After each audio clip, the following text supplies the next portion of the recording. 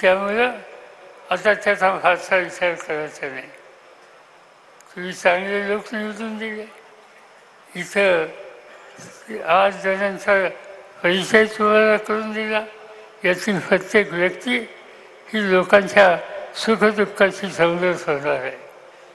मी तुम्हाला खात्री देतो, या पक्षाचा नेता म्हणून हे आमचे सगळे खासदार दिल्लीमध्ये जातील, तुमच्या प्रश्नाच्यासाठी सतत जागरूक राहतील. नवीन काही लोक आहेत, त्यासाठी त्यांना काही मार्गदर्शन हवं असेल तर त्या ठिकाणी मी काही दिवस आहे. मलाही आता यंदाच्या वर्षी पार्लमेंट आणि विधानसभा इथं जाऊन 56 वर्ष पूर्ण होत आहे. आणखीन किती वर्ष आहे?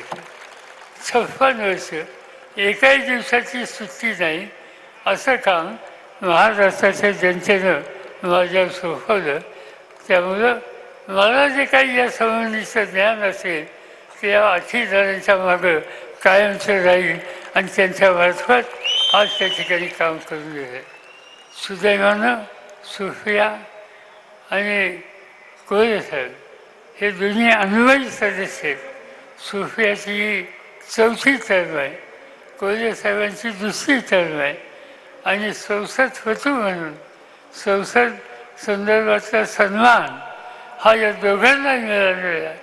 त्या दोघांची मदत या नव्या सदस्यांना होईल आणि त्यांच्यामार्फत तुमच्या जिल्ह्याचे, तुमच्या मतदारसंघाचे, तुमच्या राज्याचे जे जे काही महत्त्वाचे प्रश्न असतील ते प्रभावीपणानं आज त्या ठिकाणी मांडले जातील. आणि म्हणून हे 8 लोक माझ्या दृष्टीनं छत्रपती शिवाजी महाराजांचं अष्टप्रधान हे जे बनलं होतं तसं हे महाराष्ट्राच्या जनतेचे अष्टप्रधान महाराष्ट्राच्या हिताची जपून करते याची खात्री मी देतो.